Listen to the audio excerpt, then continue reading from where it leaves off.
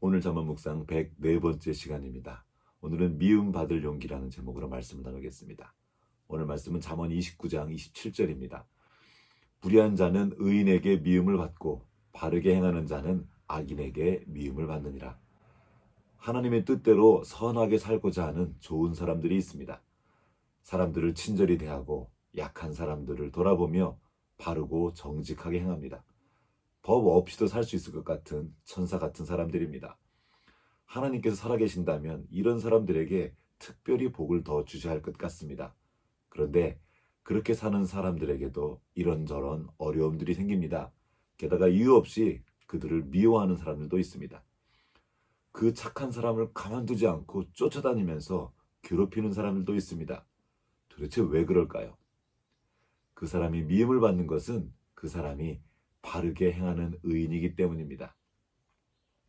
다니엘은 정직하고 의로운 사람이었습니다. 무엇보다도 하나님을 경외하는 신실한 사람이었습니다.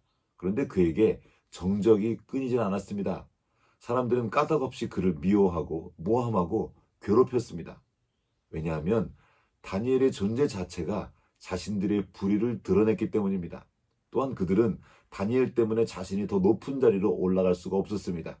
그래서 다니엘을 시기하고 그를 제거하려 들었습니다. 그래서 다니엘이 허물을 찾아서 모함하려고 했지만 허물을 찾을 수가 없을 정도로 다니엘은 의로운 사람이었습니다. 다니엘 6장 4절 말씀입니다.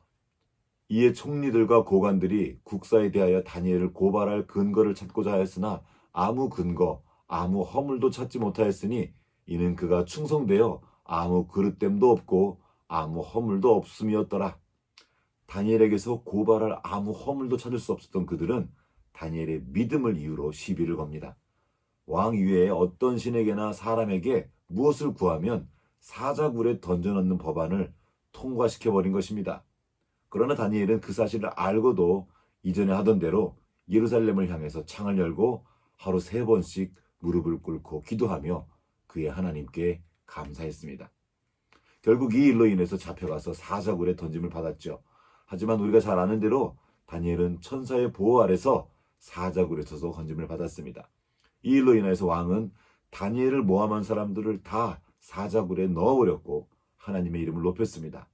참으로 감격스럽고 통쾌한 이야기입니다. 이 이야기의 마지막은 통쾌하지만 우리가 그 과정을 지나고 있다고 생각하면 마음이 무거워질 수밖에 없습니다. 하나님 앞에서 바르고 정직하게 사는데도 부당하게 고난을 받는 것이기 때문입니다. 그러나 우리는 우리의 삶의 자리에서 이런 고난 당하는 것을 이상하게 여길 필요가 없습니다. 베드로전서 2장 19절 말씀입니다. 3번역으로 읽겠습니다. 억울하게 고난을 당하여도 하나님을 생각하면서 괴로움을 참으면 그것은 아름다운 일입니다. 주님은 우리가 세상의 빛이라고 하셨습니다. 주님의 말씀대로 우리는 어두운 세상 속에서 빛을 밝히며 살아가는 존재입니다. 하지만 우리가 세상의 빛으로 살아가려고 할 때 어둠의 세력들의 미움을 받게 됩니다. 어둠 속에 거하면서 못된 짓을 계속해야 하는데 그 빛으로 인해서 자신들의 악행이 다 드러나기 때문입니다. 그래서 불의한 자들은 의인들을 미워하고 끊임없이 괴롭힙니다. 그러므로 의인이 고난받는 것은 이상한 일이 아니라 당연한 일입니다. 빛을 비추는 삶을 사는데도 아무 일도 없다면 그게 더 이상한 일일 수도 있습니다. 어쩌면 이미 어두움과 타협을 하고 있는 것인지도 모릅니다. 베드로전서 3장 17절 말씀입니다. 선을 행함으로 고난받는 것이 하나님의 뜻일진데 악을 행함으로 고난받는 것보다 나으니라. 우리가 살아가는 인생에는 필연적으로 고난이 있습니다. 또한 누군가에게 미움을 받을 수도 있습니다. 그러나 이왕이면 선을 행함으로 고난을 받고 악인에게 미움받는 삶이 되면 좋겠습니다. 우리에게는 다른 사람에게 좋은 사람으로 기억되고 싶은 마음이 있습니다.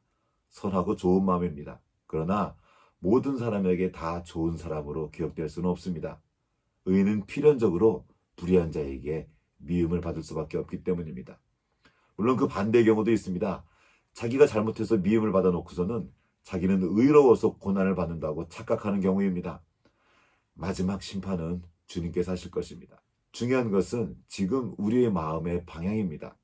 주님의 뜻을 행하고자 하되 언제든지 누군가에게 미움을 받을 수 있음을 기억하는 것입니다.